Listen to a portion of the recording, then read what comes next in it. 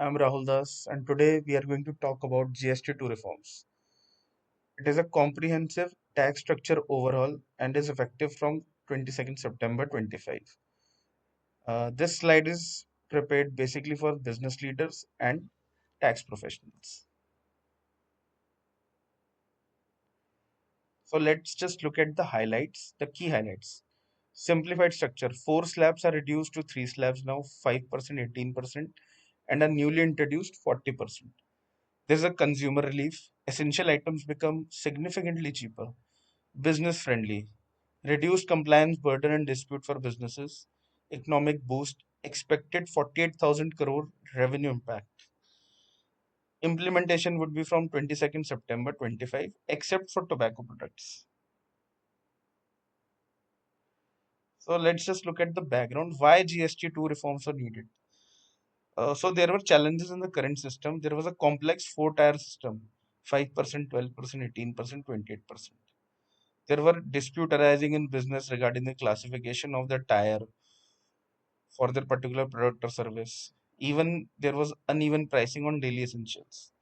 So the Prime Minister of India announced on Independence Day as a Diwali gift for the common man to make these reforms, to introduce this reform. The focus was on ease of living and doing business in India.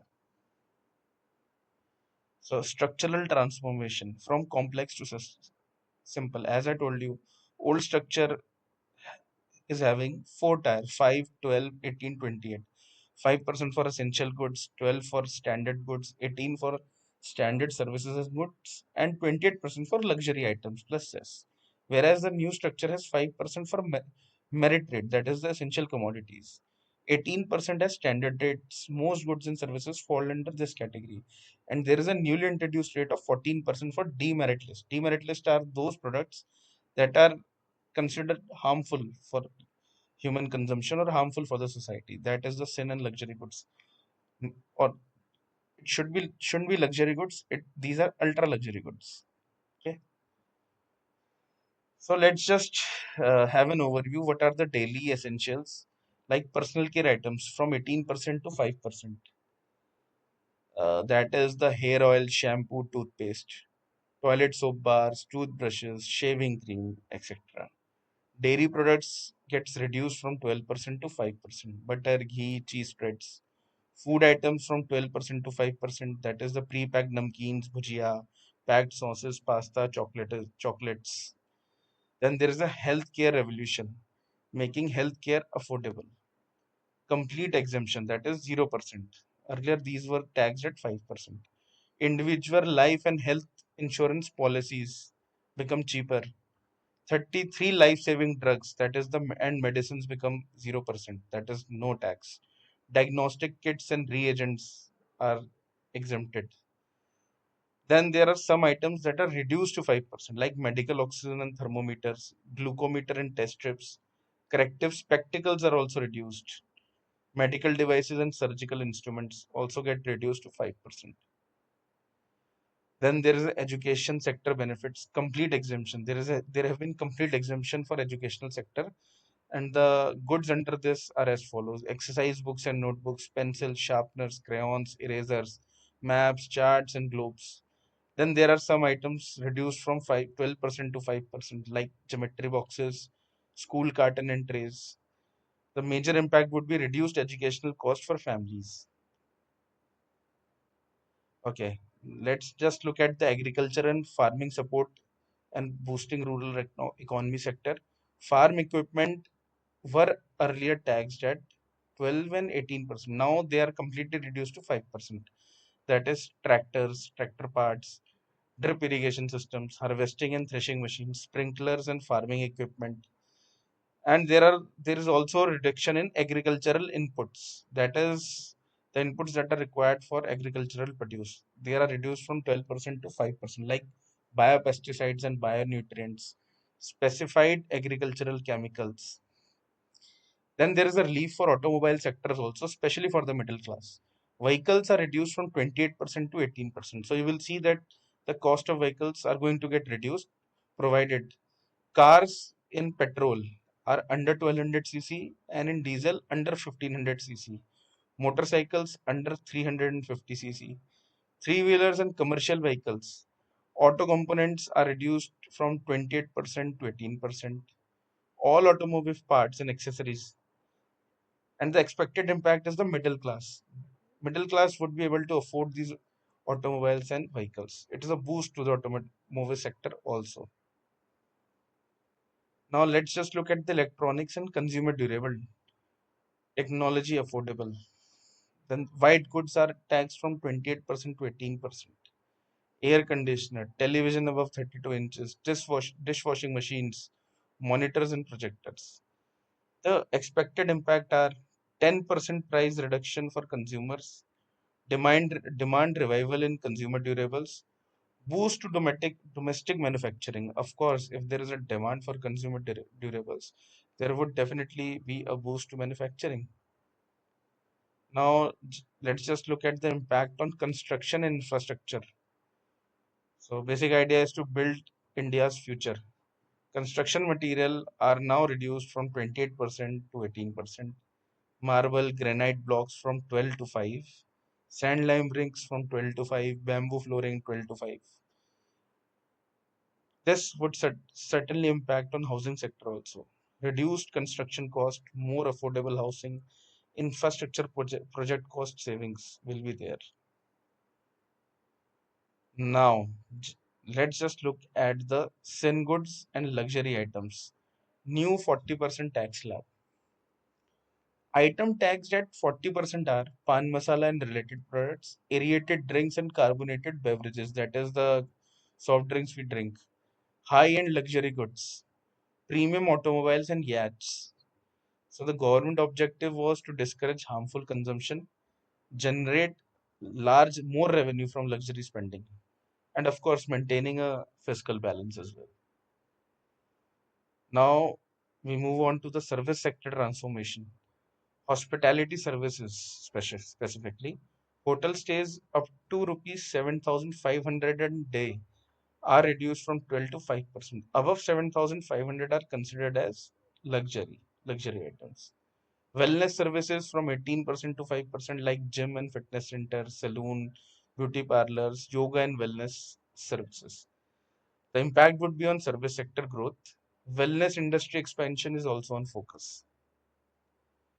Now let's just analyze the economic impact and the expected outcomes. First is the consumer benefits. Inflation gets reduced by 1.1 percent points. Increased purchasing power of the consumer, lower living cost of living. And the business impacts are reduced compliance cost, simplified classification, fewer dispute, and the revenue impact is short-term loss of 4,800 crore, but there is a long-term gain because due to the reduction of prices, the expected demand is going to rise.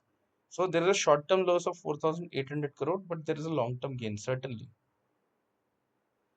Now, this is a new thing that I'm going to introduce, the administrative reforms.